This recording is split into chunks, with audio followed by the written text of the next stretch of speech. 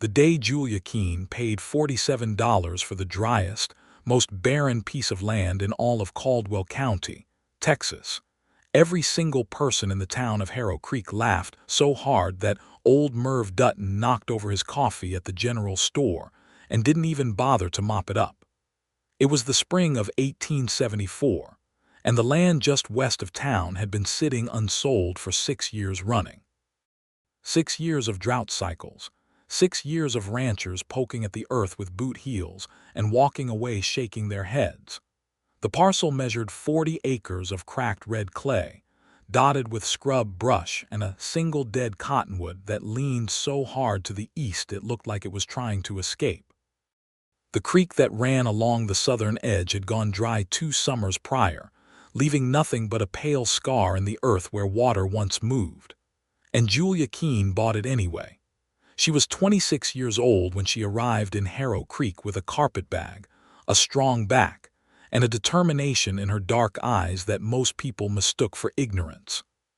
She had come from Memphis, Tennessee, where she had spent the last 4 years nursing her mother through a long illness that had drained both the family savings and every ounce of Julia's patience for a small, confined life.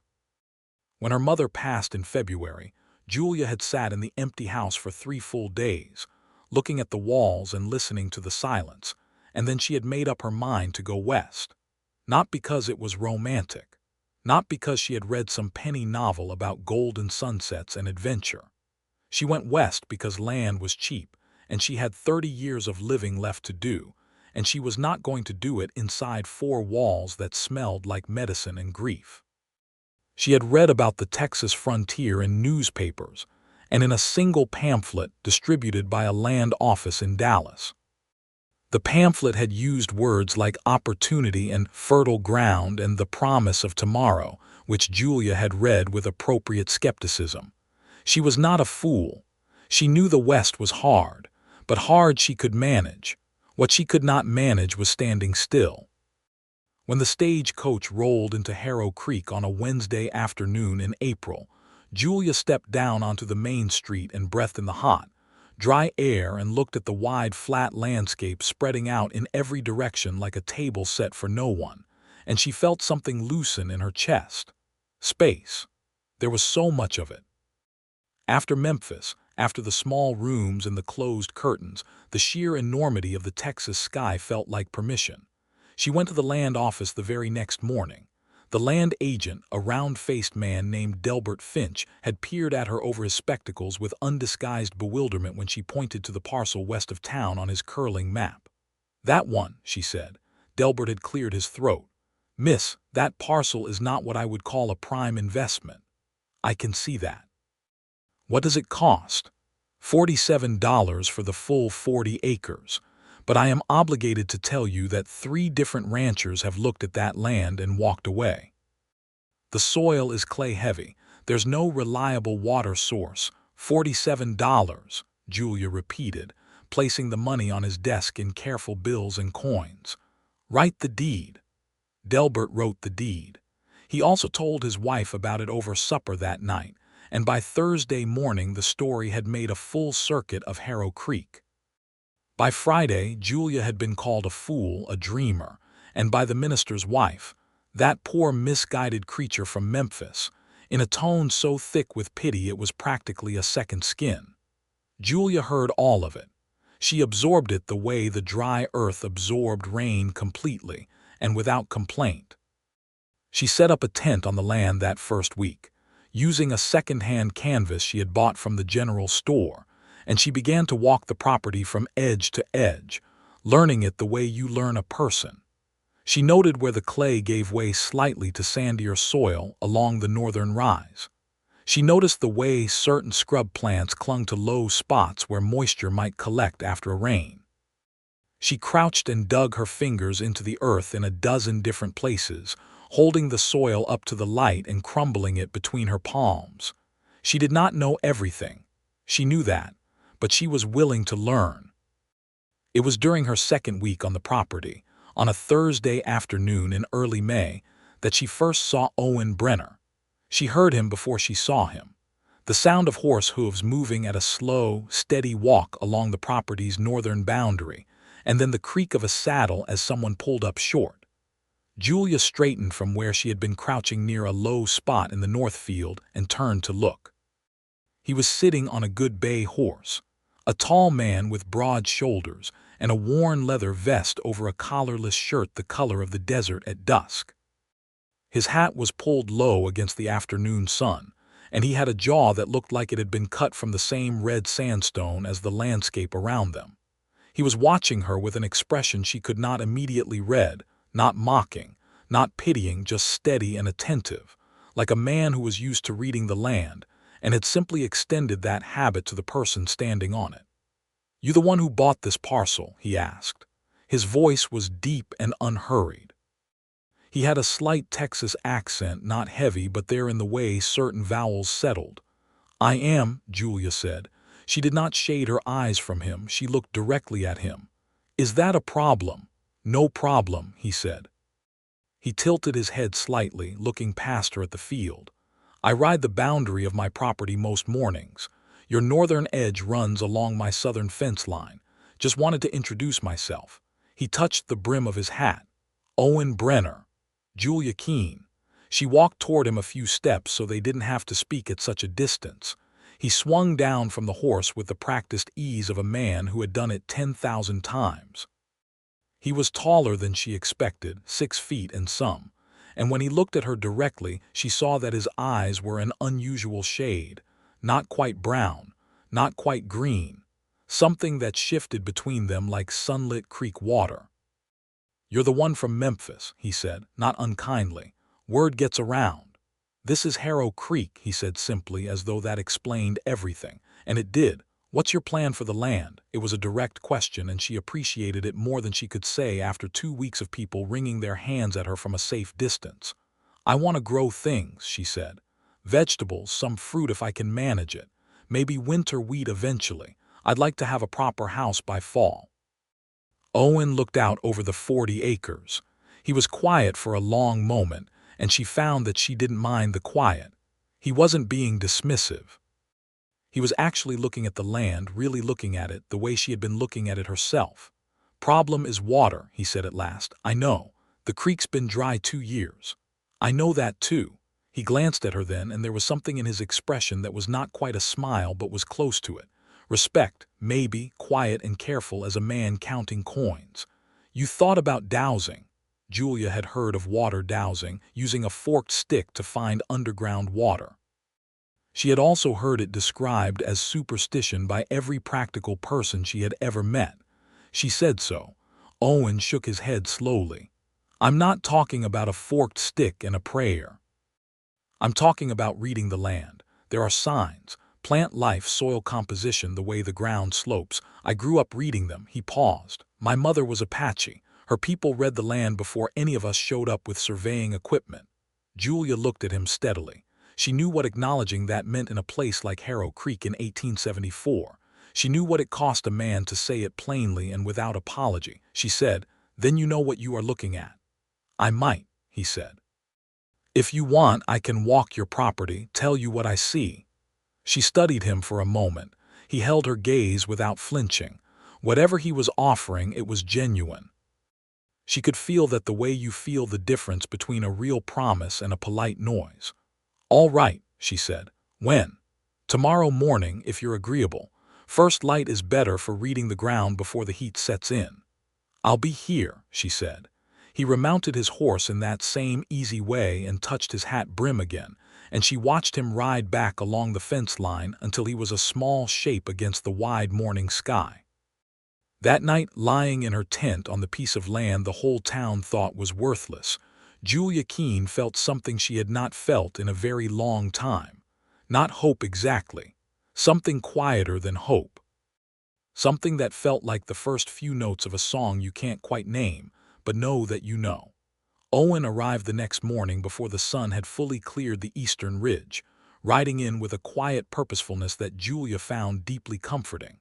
He had brought a short-handled spade and what appeared to be a collection of small glass jars tucked into his saddlebag. He nodded a greeting and said, "Let's start on the northern rise." and they set out walking together across the cracked clay ground. He moved differently on foot than he did on horseback, more deliberate, very attentive to the earth beneath him. He crouched frequently, pressing a palm flat to the ground, pinching soil between his fingers and examining its color and texture. He said almost nothing for the first quarter hour, and Julia walked beside him in silence, watching what he watched. "Here," he said, stopping at a spot she would not have distinguished from any other on the northern slope. He used the spade to dig down about a foot, and the earth that came up was noticeably darker than what was on the surface. He held a handful of it up to her. "Feel that." She took it. It was cooler than she expected, and there was a faint dampness to it, not wet but not the bone-dry dust of the surface. "That's clay retaining moisture from the last rain," he said, "which means there's something deeper holding it. Clay like this sits on top of harder rock formations, and water runs along those rock faces underground. It pools." He stood and walked another 20 yards northeast, then crouched again. After a moment he said quietly, "Here is where I dig." He was looking at a spot where 3 different low scrub plants clustered together in a way that seemed random at first but was not, she realized, random at all. They were growing towards something. She could see it now that he had shown her how to look. The clustering, the slight green vitality the plants had compared to the surrounding brush. Water below. How deep?" she asked. 20 feet, maybe 25, he stood. "You'd need to hire a well digger." "I'll hire one," she said. He looked at her. "Most people told you it was hopeless." "Most people haven't looked," she said, that quiet almost smile again. "No," he agreed. "They haven't." They walked the rest of the property over the next 2 hours, and Owen showed her 3 other spots where soil composition and plant behavior suggested subsurface water at varying depths. He showed her which areas would drain well after a heavy rain and which would hold water for cultivation.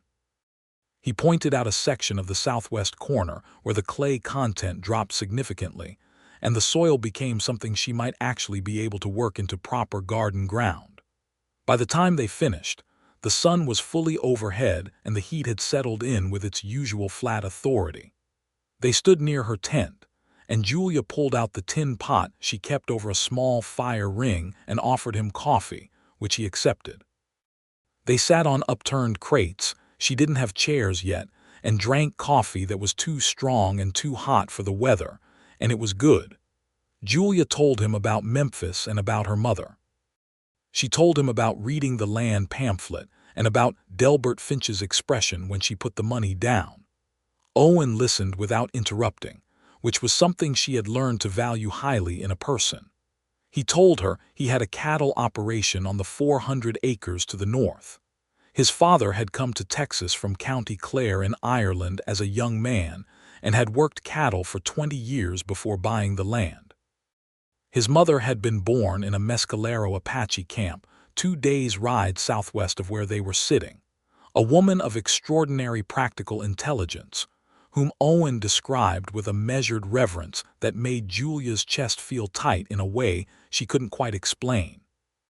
Both his parents were gone now, his father from a fever 6 years prior, his mother the following winter. Owen ran the cattle operation alone with 2 hired ranch hands. He was 31 years old, unmarried, and appeared to have made his peace with a solitary life in the way that people do when they have simply gotten on with things, and not allowed themselves to look up and notice the solitude too directly. "What made you want to grow a garden?" he asked at one point, looking out at the cracked earth of her 40 acres. Julia thought about the answer for a moment. "My mother had a kitchen garden in Memphis," she said. "Not much. Just tomatoes and some herbs along the back fence.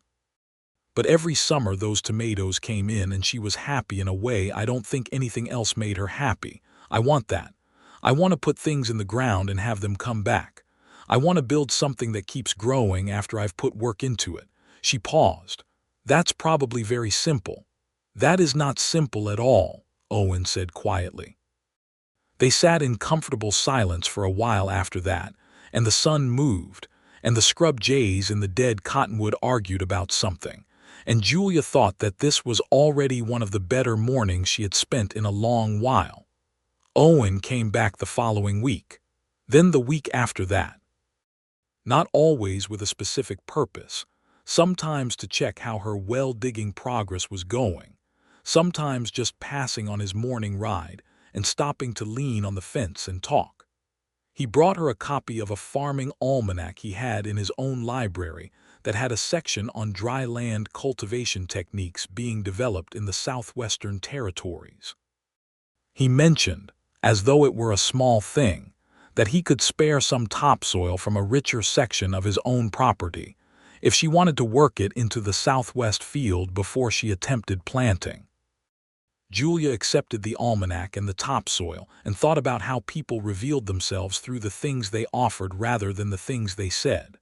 The well digger, a leathery man named Carl Prout, came out in the third week of May with his equipment and 2 strong boys and set to work at the spot Owen had identified on the northern slope. Carl was skeptical but professional. He dug. And on the third day, at 22 feet, the auger broke through into a pocket of water that came up clear and cold from whatever deep rock formation had been holding it patient in the dark. Carl Prout stood back from the hole and took off his hat and looked at Julia with an expression she treasured more than the water itself. "Well," he said, "I will be damned." Julia walked to Owen's fence line that afternoon and stood there until she saw him coming in from the north pasture on his bay horse, and when he was close enough she said, 22 feet, exactly where you said." The almost smile broke into a full one, and it changed his whole face. There were lines beside his eyes when he smiled, deep ones, as though he had squinted into a great deal of strong sunlight over a great many years. "Is it good water? Clear and cold?" she said. Carl Prout used language I won't repeat. Owen laughed. It was the first time she had heard him laugh a good sound, low and real, the sound of a person who didn't laugh often but meant it when they did. "I told him you'd identified the spot," she said. "What did he say?" "He asked if you used some Apache trick." Owen's expression settled back into something more neutral. She could see the weariness in it, the weariness of a man who has spent his whole life watching people decide which half of him to accept and which to regard with suspicion.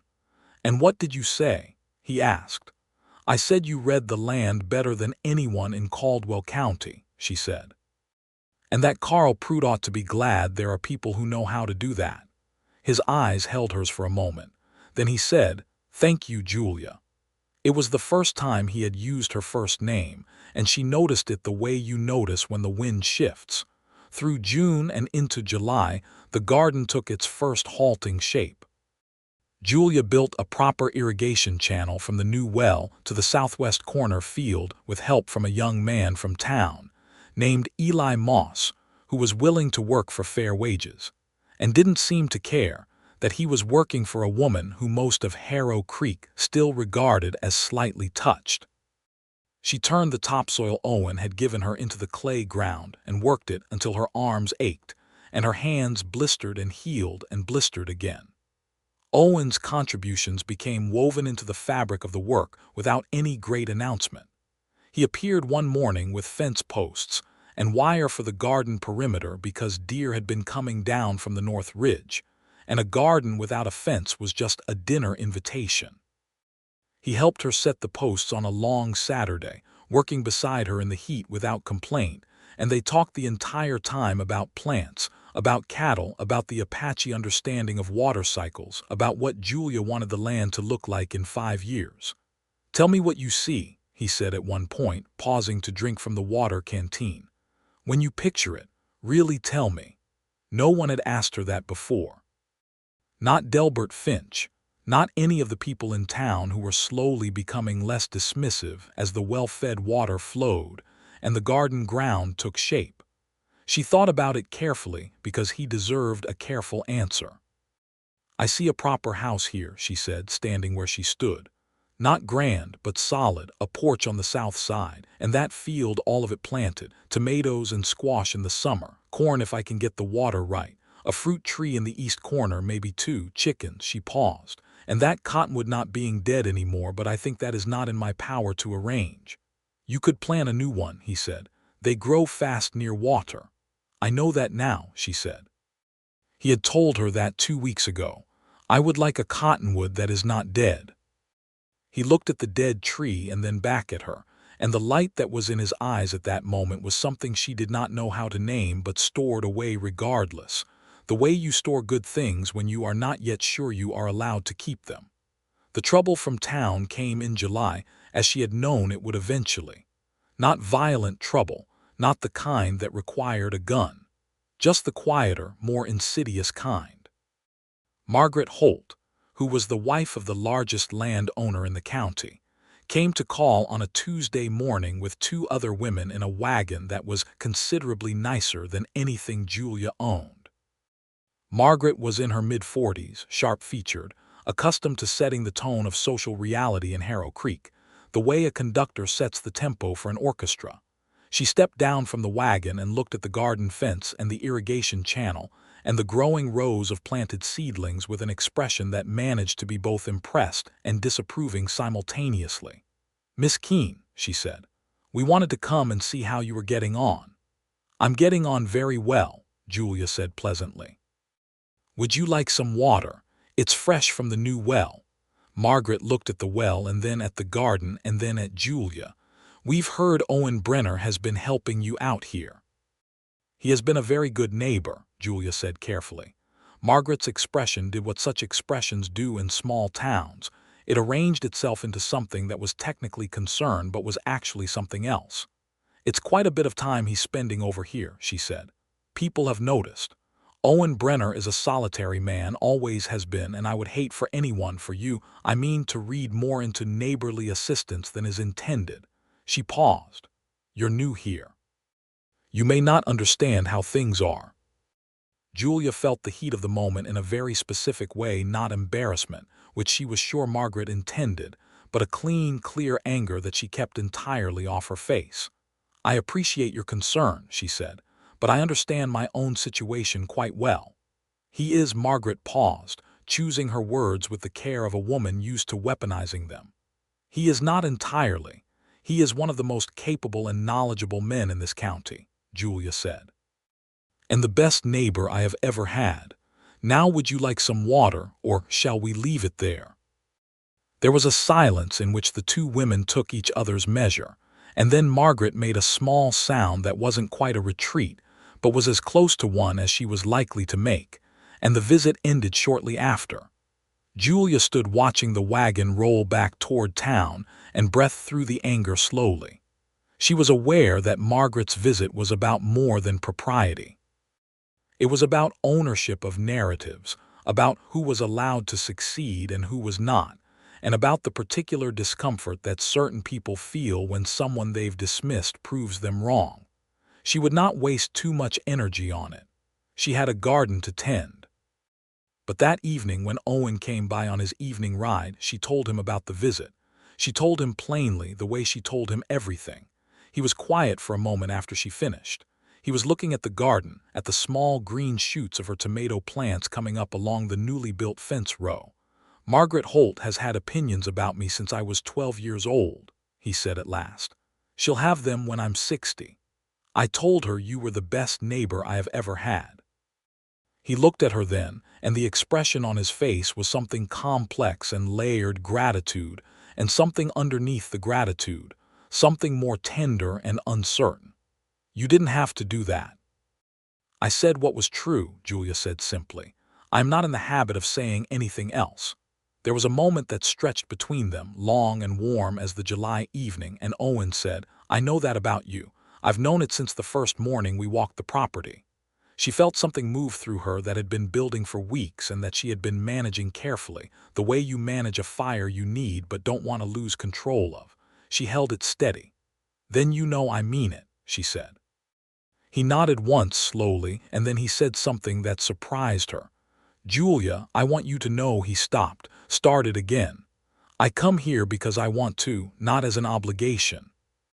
Not as neighborly duty." He was looking at her directly, and in the slanting evening light his eyes were that shifting color she had noticed the first morning, brown and green together like living water over stone. I come here because being here is the best part of my day." She let herself receive that without hedging. "It is the best part of mine too," she said.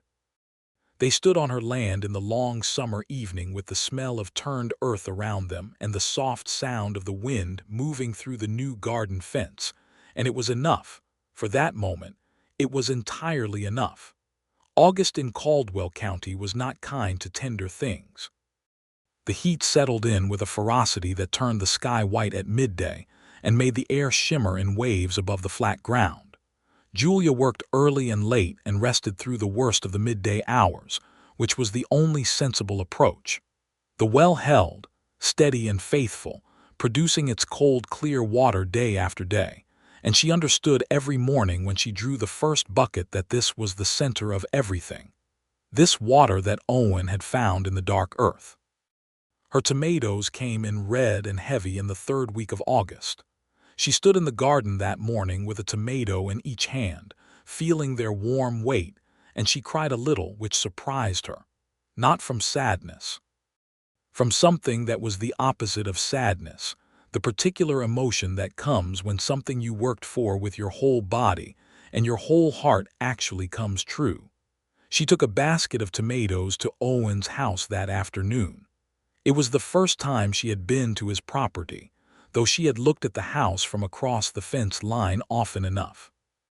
It was a solid stone and wood structure, larger than strictly necessary for one man, with a working vegetable bed beside the back porch that showed both competence and some persistent hope about feeding more people than currently lived there.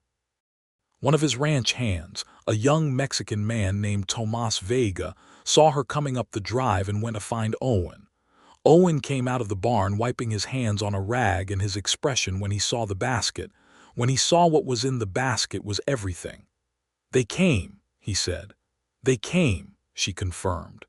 "And they are the best tomatoes I have ever tasted, though I am biased." He took one from the basket and bit into it standing there in the yard, the juice running freely, completely unconcerned with appearances, and Julia laughed at the expression on his face, which was pure, uncomplicated joy. "Julia Keene," he said, "you grew tomatoes in 40 acres of dead clay." "With a great deal of help," she said. "Less than you think," he said, looking at her. "Most of the work was yours, every morning. The hard part is always the showing up every morning." She thought of the blistered hands and the early rising and the weeks of planting into ground that looked like it would refuse the offering. "It helps to have a reason to show up," she said, and she meant the garden, but she also meant something else, and she thought he understood both meanings from the way his expression softened. He invited her inside for supper that evening, and Tomas, who turned out to be an excellent cook, made a meal with the fresh tomatoes that was better than anything Julia had eaten since Memphis. The four of them, Owen, Julia, Tomas, and Owen's other hand, a quiet older man named Herschel Pike, sat around the wooden table and ate good food in comfortable company and talked until the lamp oil was running low. When Julia left to ride back to her own property in the soft dark, Owen walked her to her horse. The night was enormous above them, all stars and warm wind. He held the bridle while she mounted, and when she had settled in the saddle he looked up at her with an expression she had come to think of as his most honest face, the one stripped of all the careful composure he habitually wore like working clothes. "Thank you," he said, "for the tomatoes, for coming over." "Thank you for supper," she said. Then, because she was Julia Keene and she did not make a habit of not saying things, "I like being in your house." The words hung in the warm night between them. "I like you being in it," he said simply. She rode home through the dark field with her heart doing something irregular and interesting, and she smiled at her horse's ears the whole way. September arrived, and with it the first signs of autumn, not cold, not yet, but a shifting in the quality of the light, something more golden and measured in the way the days moved. Julia's squash had come in by then, yellow and green and heavy on the vine, and her corn was growing in 3 long rows that she had not entirely believed would take but had. The dead cottonwood was still dead, but beside it, 2 feet away, She had planted a young cottonwood seedling that Owen had brought her from a nursery in the next town over, and it had taken root and put out leaves with a determination that she found personally inspiring. The house was the next project. She had been sleeping in the tent all summer, which was fine during the warm months but was not a plan for winter. She had been pricing lumber and labor at the mill in Harrow Creek, and the numbers were discouraging. Not impossible, but close. Owen brought it up one evening when they were sitting on her upturned crates. She had 2 proper chairs now, from a furniture maker in town, watching the sunset paint the flat horizon in shades she had no names for. "I want to help with the house," he said. Julia looked at him. "I can manage it." "I know you can. I'm not saying you can't." He was looking at the sunset, not at her, and she could see him choosing his words with care. "I have lumber from a barn repair I did last spring, more than I need, and I have time between now and the first hard frost, and Herschel and Tomas are good builders." He paused. "And I want to help. I want to be part of what is being built here." It was the most he had said about what was between them in anything other than the language of proximity and small acts. She sat with it. "Owen," she said, "I need to ask you something directly." "All right," he said, and now he turned to look at her. "What is this?" She made a small gesture between them. "I don't want to be reading something that is not there. I have had enough of telling myself stories." He was quiet for a long moment, and she respected him enormously for not reaching for the first comfortable answer. He was thinking. He was being honest even inside his own head. "What this is," he said slowly, "is the most important thing in my life. And I have been careful about saying that because I did not want to say it before I was sure, and I needed to be sure." He looked at her steadily. "I am sure." Julia's heart was doing the thing it had been doing with increasing frequency since July, and she let it. "I have been sure for longer than is probably dignified," she said. He looked startled for a moment, and then he laughed, and it was the same real sound she had been collecting all summer. "Julia, it's true, I have been waiting for you to catch up. I have been trying not to assume," he said. "You can assume," she said. "Or better yet, you do not have to assume anything, you can simply ask me." He looked at her for a long moment in the last of the gold light. "Will you let me court you properly?" "I will," she said. "I absolutely will." He reached over and took her hand, and they sat like that as the sun finished setting and the enormous Texas night came up around them. And Julia thought that this was the kind of thing she had not known she was coming west for, but had, somehow, found anyway. The courtship, as Owen had called it, changed very little on the surface and everything underneath. He still came most mornings. They still walked the property together. They still talked about soil composition and water tables, and the yield she might expect from the winter wheat she was planning to plant in October. But there was a new ease to it, a permission, like a door opened rather than a window cracked. He brought her wildflowers once, which made her laugh and hold them carefully both at the same time. She baked bread in the small portable oven she had acquired and brought half a loaf over to his house, and Tomas told Owen in Spanish, thinking Julia didn't understand any, that she was a keeper, which Owen translated with visible embarrassment, and Julia pretended not to have already understood. The house building began in the first week of October. Owen arrived the first morning with a wagon full of lumber and Herschel and Tomas, and a set of plans he had drawn himself, sitting up late at his kitchen table with a ruler and lamplight, based on what Julia had described wanting. A solid structure, a south-facing porch, room to grow into. She showed him the plans in her hands the morning he arrived and looked at what he had drawn and felt the full weight of what it meant that this man had listened to her talk about her house and then gone home and drawn it. "This is exactly right," she said. "There's a bedroom on the east side," he said, pointing. "You said you wanted the morning light." She had said that once 2 months ago in passing. "I did say that." "I remember things you say," he said, simply and without making anything of it. They started building the next morning. The 4 of them worked together for 3 weeks, Julia as much a part of the labor as any of them, framing walls and laying floorboards and doing the 1,000 small tasks that turn a plan into a structure. Other people from town came by to look. Some of them, she noticed, were beginning to adjust their view of the enterprise. Jake Sutton from the hardware store came out on the second Saturday to bring a proper door hinge she had ordered and stayed 2 hours, helping with the roof framing. Martha Prout, Carl Prout's wife, arrived one afternoon with a pie and stayed to admire the garden and went back to town with 3 squash and what Julia suspected would be a new report to add to the Harrow Creek conversation about that woman on the West Parcel. Margaret Holt came once.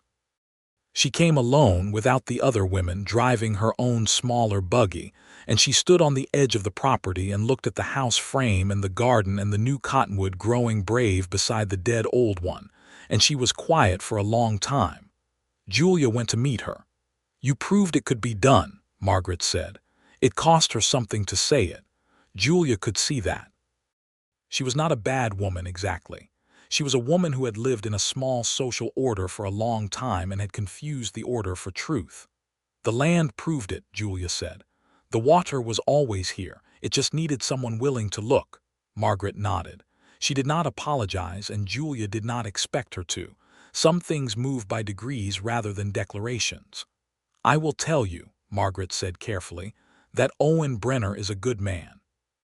I have always known that, even if I have not always said it clearly. His mother was a good woman too." She paused. "In case that matters." "It matters very much," Julia said. "Thank you." Margaret drove back to town. Julia stood watching the buggy and thought that the West was full of people doing their best with imperfect tools, and that was, in the end, the only honest thing you could say about most of humanity. The house was finished the day before the first frost of autumn arrived. They stood on the south-facing porch in the thin early morning light, Julia and Owen and Tomas and Herschel, and Owen's hand was warm around hers and the world was very quiet. "You have a house," Owen said. "We built a house," she corrected. He looked at her. In the cold morning light his eyes were all that shifting green-brown creek water over stone. "Yes," he said, "we did." Herschel, who had spoken approximately 40 words in all the weeks Julia had known him, said, "It's a good house," with such weighty sincerity that everyone laughed, and the laughter went up into the cold, clear autumn air and dispersed into the wide Texas sky, and it was a fine moment, the kind that sits in your memory for the rest of your life with its particular quality of light intact. That evening, after Herschel and Tomas had gone back to Owen's place, Julia and Owen sat on the new porch in the last of the autumn evening. The garden was mostly done for the year. She had put it to bed with mulch and care, her first winter wheat seeded into the southwest field, covered against the coming cold.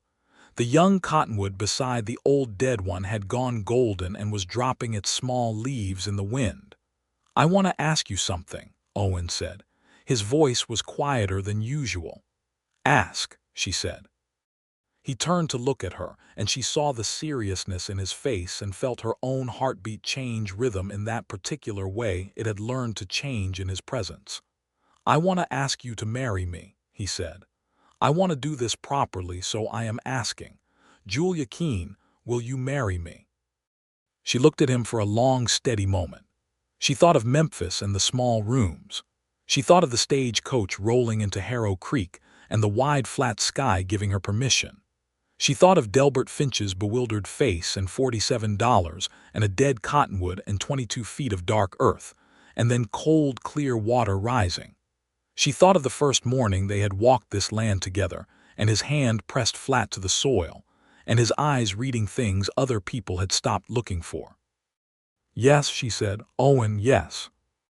He exhaled as though he had been holding his breath for longer than just the question, and he reached over and cupped her face in both his hands with a gentleness that was astonishing in someone with working rancher's hands that had hammered every nail in her new house. And he kissed her, and it was soft and certain and tasted like the cold autumn air and everything that was coming. They were married in November of 1874 in the parlor of the church in Harrow Creek, in a ceremony that was small and specific. Owen wore his good shirt and a jacket she had not seen before. Julia wore a dress she had made from indigo wool, simple and well-fitted, and she carried a small bundle of dried herbs from her garden because it was November, and there were no flowers, but she refused to carry nothing from her own land. The minister was a decent man named Pastor Ellery who had a practical relationship with frontier realities and performed the ceremony without excessive commentary on anything. Tomas and Herschel stood beside Owen. Martha Prout and Eli Moss were on Julia's side. Delbert Finch came, which she appreciated more than she had expected. Even Carl Prout came, standing in the back with his hat in his hands, and she thought about his face the day the water came up clean and cold from 22 feet down and smiled at him as she came up the aisle, and he smiled back with the particular warmth of a man who has been part of something that turned out to be real. The celebration afterward was at Owen's house. Their house now, she supposed, though she was not ready yet to move into his entirely. She had her own house to settle into first. Martha Prout had made a cake. Tomas had cooked. Herschel had acquired from somewhere a fiddle player who turned out to be a visiting cousin of Jake Sutton's, and they pushed the furniture back and danced on the stone floor of Owen's main room until past 10 o'clock, and it was joyful and entirely real and completely grounded. Nothing fancy or pretended about any of it, which was exactly right. In the soft chaos of the evening, Owen found a moment to pull Julia aside near the back door, where the cold night air was coming in and the fiddle was going strong behind them, and he held her hands and looked at her with that honest face, the one she had been collecting all year. "Are you happy?" he asked. "I am so happy," she said. "Are you?" "I'm the happiest I have ever been," he said, without any hesitation or qualification, just plain and complete and real. And she believed him the way she believed the water in the well, absolutely and with her whole body. The winter of 1874 to 1875 was cold but not cruel. Julia moved between her own house and Owen's house with the comfortable frequency of a person who has two places and belongs to both. She was still attached to her own property with a fierceness she did not try to explain, and did not need to. Owen understood it because he understood her, and because the land she had bought and fought for and watered into life was a thing of genuine significance, not just sentiment. Owen's ranch had a good winter. The cattle were healthy, and he sold well at the spring market. Julia's winter wheat came up in the spring with a green so vivid it made her put a hand over her mouth when she first saw it, that rolling young green covering the southwest field that had been dead clay 18 months before. She planted the full garden again that spring with the confidence of someone who knew her soil now, knew its quirks and gifts, knew how to read the weather and the water level in the well and adjust accordingly. Owen built her a second irrigation channel from the northern well site to the back section of the field, and with both channels running, she could water 3 times the area she had managed the first year. In the spring of 1875, something else became clear. Julia had suspected it for a few weeks before she said anything, and when she told Owen one evening at the kitchen table, his face did a remarkable thing. It went through about 4 different emotions in rapid succession before settling on a radiance that she thought might be the most beautiful thing she had ever seen on a human face. "A baby," he said. "In the fall," she said. He stood up from his chair and crossed to her and gathered her against him and held her there for a long moment, his face against her hair, and she could feel the steadiness of him and the warmth of him and the particular gratitude of someone who has received something they did not let themselves want because wanting it too much felt dangerous. "Are you well?" he asked, pulling back to look at her. "I am very well," she said. "I mean," he was still looking at her with that light in his eyes. "I mean in general, you are well, this is good. Owen, you are not making very much sense." "I know," he said. "I know, I'm sorry." He laughed, and it was the real laugh. "I am just—" He stopped. Started again. "I thought about having a family," he said. "I thought about it for years, and I thought about my mother and my father and the way the ranch felt when there were people in it and life in it, and then I was alone for a long time, and I told myself it was enough, the cattle and the land and the work, and then you came." She reached up and put her hand against his jaw. "I came," she confirmed. "Everything is different now," he said simply. "Yes," she said, "it is." Their son was born in October of 1875, in the house Owen and Tomas and Herschel had built on Julia's 40 acres, attended by Martha Prout, who turned out to have both practical midwifery experience and a reassuringly no-nonsense manner that Julia appreciated enormously under the circumstances. Owen paced the length of the south porch approximately 47 times, according to Tomas, who was counting out of what he later described as personal amusement and concern in equal measure. When Martha came to the porch door and told Owen he had a son, he went so still for a moment that Tomas put a hand on his shoulder to make sure he was all right, and then Owen said, "Thank God," so quietly it was nearly not a sound at all, and went inside. The baby was red-faced and absolutely determined about being in the world, making his presence known with considerable vocal authority. Owen held him with the careful expertise of a man who had held calves and lambs and managed livestock, but was now managing something of an entirely different order of importance. He looked down at the small face and then looked at Julia, and they said nothing for a moment because there was nothing that needed saying that wasn't already visible in the lamplight between them. "What shall we call him?" Owen asked at last. Julia looked at their son, who was settling now, his small face no longer announcing his displeasure but simply existing, considering the new world. She had been thinking about names for months. "Patrick," she said, "for your father." Owen looked at her. His jaw moved once. Then he said, "Yes, Patrick." Patrick Brenner was thus named, and entered the record of the world as the son of Owen and Julia Brenner, born on a 40-acre property in Caldwell County, Texas, that the whole town of Harrow Creek had once called worthless, on land watered by a well dug to a depth of 22 feet where a man had read the earth and found what was hiding in the dark. Patrick grew fast, as babies do, with the uncanny speed that makes parents look at each other in bewildered gratitude. By the following spring he was laughing at everything, and grabbing at the garden plants with an enthusiasm that required constant management. Julia grew the garden around him with a kind of cheerful accommodation, building a small safe area near the porch where he could sit in the dirt and explore without destroying the tomato plants. And Owen built a small wooden fence around the porch steps that became known as Patrick's territory, and which Patrick treated as his personal domain with all the authority of a very small person who does not yet understand the concept of limits. The ranch and the garden grew together over the next years in the comfortable, productive way of two enterprises that share resources and knowledge. Owen learned which of Julia's crop techniques applied to his own kitchen garden and improved it considerably. Julia learned more about cattle than she had ever expected to want to know and found, to her surprise, that she had opinions about it. Tomas stayed on, eventually bringing his young wife, Beatriz, out from San Antonio, and Beatriz and Julia became close friends in the way that women who live and work near each other sometimes do. Naturally, without ceremony, based purely on the recognition of like minds. Harrow Creek adjusted its view of Julia Keene, Julia Brenner now, over those years, the way towns do, gradually and incompletely but genuinely. The garden became something people talked about differently. The winter wheat she grew found buyers.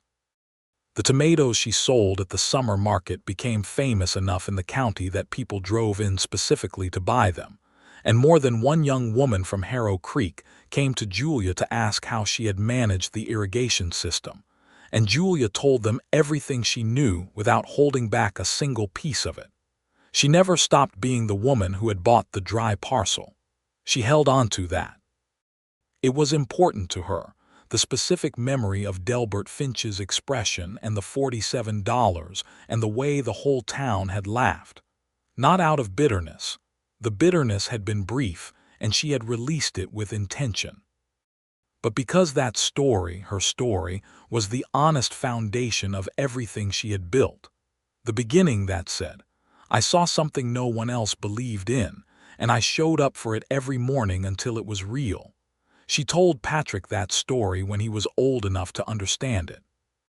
She told it to him sitting on the south-facing porch in the late afternoon, with the garden visible beyond the fence and the young cottonwood, now not young at all but a proper tree, tall and leafy and throwing real shade, standing beside the bleached bones of the old dead one, which Julia had never cut down. The old dead cottonwood stayed. She kept it as a marker, a reminder of the before. Patrick listened to the story with the wide-eyed seriousness of a small person receiving important information about the world. "They laughed at you," he said. "They did," she said. "Why?" "Because they looked at the land and saw only what it was," she said. "Your father looked at it and saw what it could be. That is a very important difference to know about."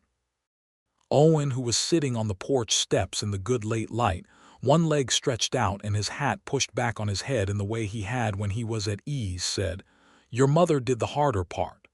"That is not true," Julia said. "It is true," he said. "I read the land. That took an afternoon. You showed up for it every morning for years." Patrick looked between them with the evaluating expression of a child who suspects his parents are in a familiar argument and trying to determine which side to take. He said, "I think you both did it," with the diplomatic wisdom of a 6-year-old who had very good parents, and Owen and Julia looked at each other over his head, and Owen's eyes were full of something that Julia never got tired of receiving.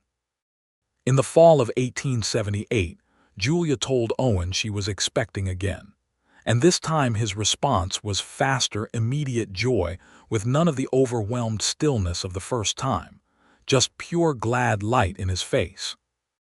Their daughter came in the spring of 1879, on a mild March morning when the garden was just beginning to wake up from winter, the first small green points of the earliest plants breaking through the soil. They named her Clara, and she arrived with her father's shifting green-brown eyes and her mother's extremely specific expression of having decided exactly what she wanted and being prepared to work for it. Julia held Clara on the porch in the spring morning with the whole wide Texas landscape opening up in every direction, Patrick sitting importantly beside her and Owen crouched in front of them all with an expression of such complete happiness that she wanted to keep it the way she kept other precise things: the quality of light on the first morning of spring, the sound of water in the well bucket, the particular warmth of the first tomato of summer. "Well," she said to Owen, "look what we have." He looked at the baby and at Patrick and at the garden behind them coming back to life in the March morning, and then at Julia with everything she had ever needed to know visible on his face.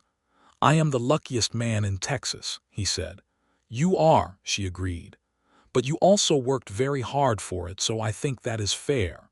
He laughed, the real laugh.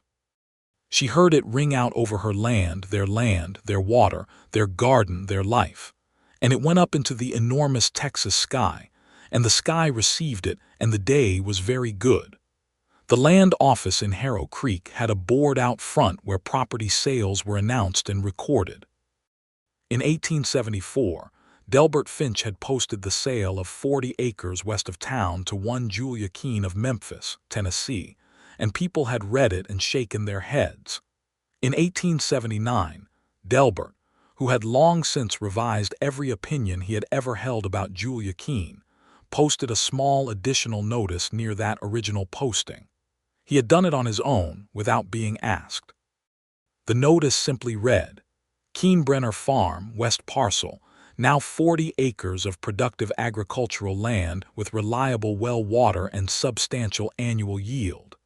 He had, in the years between, become one of the garden's best customers. The seasons turned, as they do, with the West's particular combination of drama and routine. Good years and difficult ones. Drought years that tested the well and the irrigation channels and Julia's knowledge of dry land preservation techniques.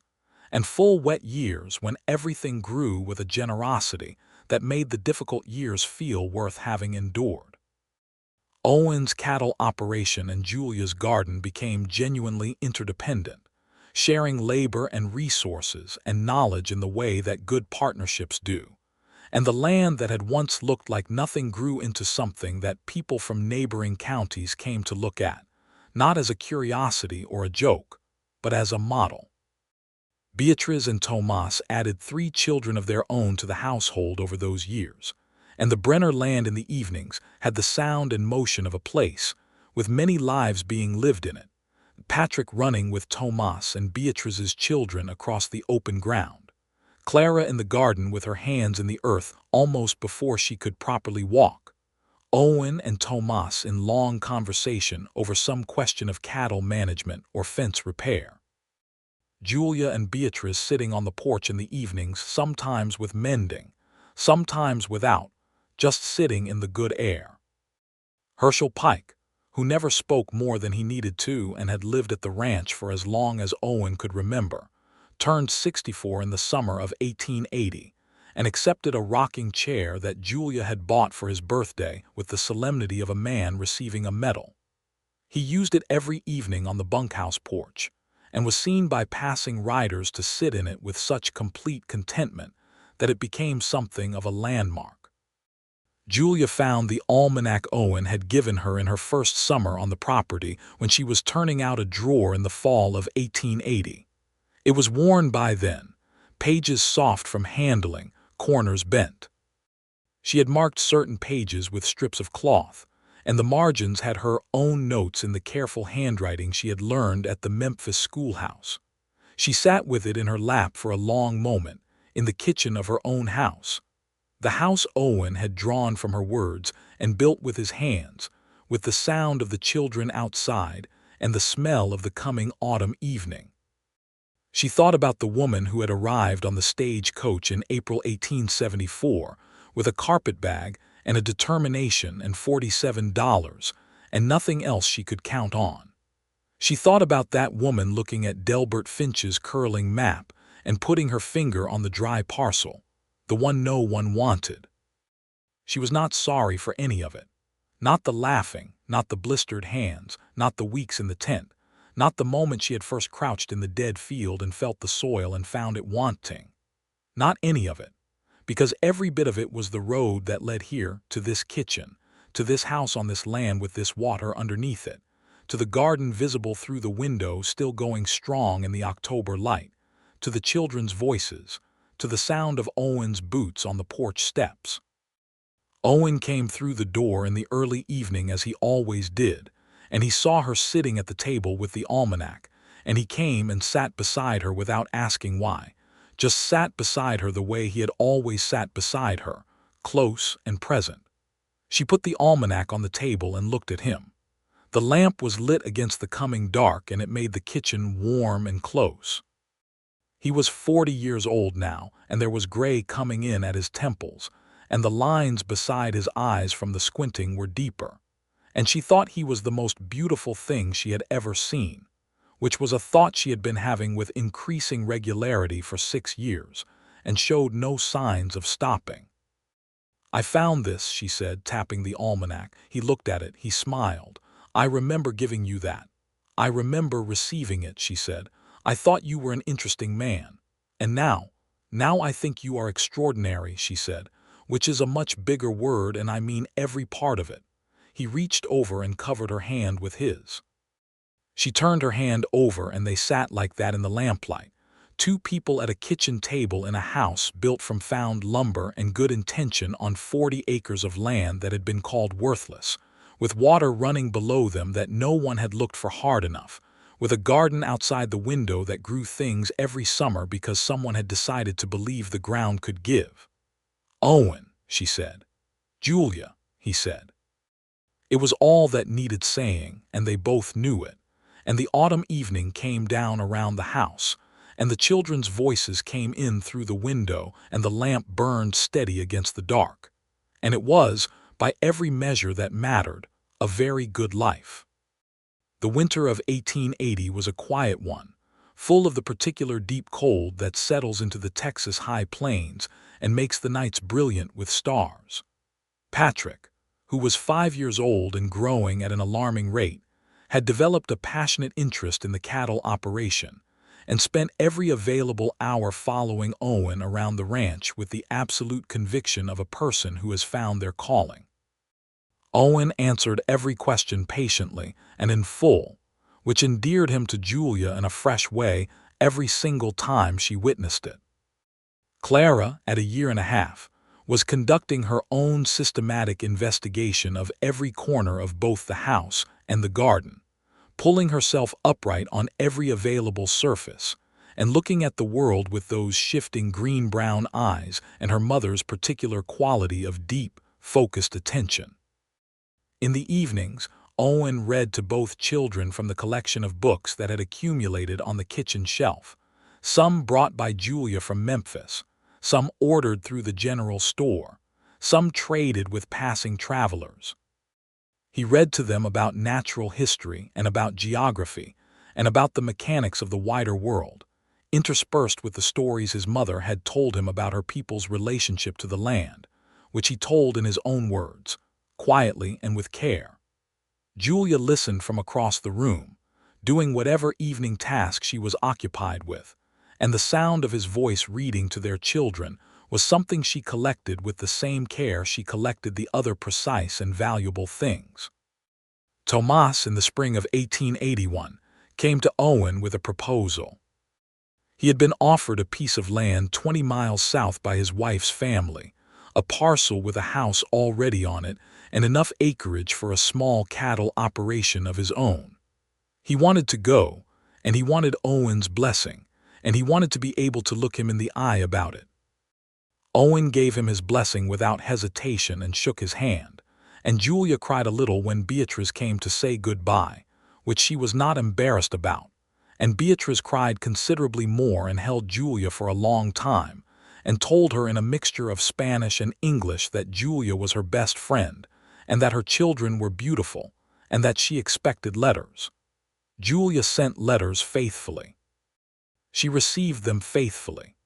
The connection between the two households remained real and warm across the 20 miles, and Tomas and Beatrice came to visit twice a year, their children growing alongside Patrick and Clara in the episodic way of children whose families are dear to each other. Owen hired 2 new ranch hands in the summer of 1881, a pair of brothers from north of Abilene named Dale and Samuel Croft, who were industrious and reliable and treated Julia with the straightforward respect of men who did not need to be told anything twice. Herschel remained in his role as senior presence on the ranch, moving more slowly than he once had but watching everything with the careful eyes of someone whose wisdom was in the watching.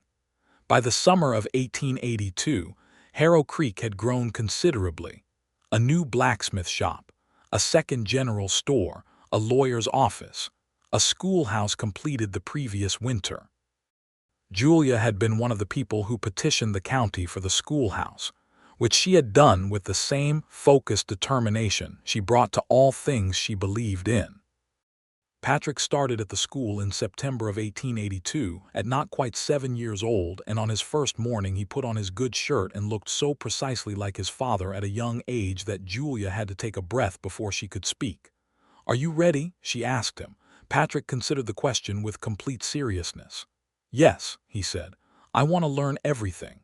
"Everything is a large amount," she said. "That's fine," he said. "I have time." She looked at Owen over Patrick's head, and Owen's expression was helpless with love and pride, and she felt the same helpless love and pride rise in her like the water in the well, patient and cold and reliable, always there in the deep dark below everything, waiting to be drawn up into the light. The garden in the summer of 1882 was the best it had ever been. 8 years of working the soil had changed it fundamentally. The stubborn clay of the original 40 acres was now deep, rich, worked ground that would not have been recognizable to Delbert Finch or Margaret Holt or any of the people who had looked at it in 1874 and seen only impossibility. The tomatoes grew in long, vigorous rows. The corn came in 3 feet taller than the first year. There were fruit trees now, 2 apple trees and a plum, young but bearing, planted in the east corner where Julia had once said she wanted them. The cottonwood Owen had brought from the nursery in that first autumn was enormous, throwing a genuine pool of shade over the northeast corner of the garden. And its roots were deep, and its branches wide, and every summer the seeds came off it in their white cotton drifts, and drifted across the field in the hot wind like a specific kind of abundance. Julia stood in the garden one August morning in 1882 with Clara on her hip, nearly 3 now and entirely too interested in the tomato plants, and looked at the full length of what she had grown, and felt something settle in her that she recognized as a very deep form of peace. Not the absence of struggle, not the end of difficulty, just the solid, built peace of someone who has done the thing they were meant to do in the place they were meant to do it. She heard Owen's horse in the yard and heard him call her name, and she turned toward the sound the way a plant turns toward light, which was not a metaphor she had ever used before but which seemed, standing in her garden, entirely accurate. He came around the corner of the fence and saw her there with Clara and the light on both of them and the garden behind them, and his face did its thing, the thing that was hers to keep. "Come look at the corn," she said. He came and stood beside her, and they looked at the corn together, Clara reaching toward the nearest stalk with the absolute confidence of a child who has grown up in a garden and knows that everything in it is friendly. 8 years ago, Julia said. 8 years ago, he agreed. They called it a fool's purchase, she said. They did. He reached over and took Clara from her, settling the small girl against his shoulder with easy expertise. Clara immediately grabbed his shirt in both hands and looked around at the garden from this new vantage with imperious interest. "I think about that sometimes," Julia said. "Not often, but sometimes." She looked at the garden, at the deep green of it, at the water moving in the irrigation channel with its quiet, perpetual sound. "I think about what I saw that they did not see." "What did you see?" Owen asked. He knew the answer, but he asked it the way he asked things he already knew when he wanted to hear her say them because her way of saying things was worth hearing. "Water," she said. "I saw water, not water that was there, water that could be there, water that was already there below the surface waiting." She paused. "I just did not know yet how to find it." He was quiet for a moment. Then he said, "You would have found it." "Maybe," she said, "but not as fast, not without you." He turned to look at her. Clara was patting his shoulder with small, insistent hands, conducting her own business. "I found the water in the ground," he said. "You are the one who knew what to do with it. You are the one who built something with it." He paused. "You are the one who gave me back the thing I had stopped letting myself want." She looked up at him. "What thing?" "A life that means something," he said. "A family, a place that is alive because people made it alive." He looked down at Clara and then back at Julia. "I was keeping the cattle operation running and I was not unhappy, but he searched for the word. I was maintaining. That is not the same as living." "No," she agreed. "It is not." "You showed up on 40 acres of dead clay," he said. "And you were so entirely convinced it could be something that I walked over there to see for myself." He smiled. The real smile, all those lines beside his eyes. "And then I kept coming back." "You kept coming back," she said. "I was not able to stop," he said simply. "I am still not able to stop." "I know," she said. "I know that. That is one of my favorite things about you." Clara had decided that the current location was insufficient and was making this known through the escalating volume of her commentary. Owen laughed and bounced her once, and she looked startled and then delighted and grabbed his shirt with renewed purpose. "She wants to get down," Julia said. "She always wants to get down," Owen said. He crouched and set her on the earth between the garden rows, and she immediately set off toward the nearest tomato plant with the purposeful focus of someone who knows exactly where she is going. "Clara," Julia said. "Gently." Clara touched the tomato plant with 2 fingers, not gently but carefully, which was a distinction she apparently understood. Then she sat down in the garden dirt and looked up at her parents with an expression of complete satisfaction. Owen stood up and stood beside Julia, and they watched their daughter sitting in the garden that had not been a garden, on the land that had been called worthless, watered by the well that had been found by reading what was already true in the earth. The autumn light moved across the field in long gold sheets the way it did in October, and the cottonwood above the old dead one made its sound in the wind, and somewhere over the north fence line, a crow called once and then was quiet. Owen put his arm around Julia, and she leaned into him with the ease of someone who has found the exact place in the world where they fit, and he pressed his mouth to the top of her head and held her there. And she felt the warmth of him and the steadiness of him, and the 8 years of everything they had built together and were still building. And the land held them up the way land does when it has been treated honestly, faithfully, without resentment, giving back in proportion to what has been given, which in their case had been enormous, and which the land had met with a patience and generosity that was its own kind of love. "We should go inside," Julia said, not moving. "Supper." "Soon," Owen said, also not moving. Clara, between the tomato plants, had found something of great personal interest in the soil and was examining it with the full concentration of a scientist at work. The afternoon settled into evening around them, and the garden gave up its last warmth to the cooling air, and the first stars appeared at the edge of the wide Texas sky. And Julia Brenner stood on her own land she had bought for $47 when everyone in Harrow Creek was laughing, land where she had found water with a good man's help and grown a life in the years since, and felt the full, specific, irreplaceable weight of a life that was wholly and completely hers. And Owen held her, because she was wholly and completely his, and they had built each other up out of dry ground and good faith, and the willingness to look past the surface of things to what was waiting underneath, patient and true in the dark, ready to rise when someone finally came along who believed enough to dig for it.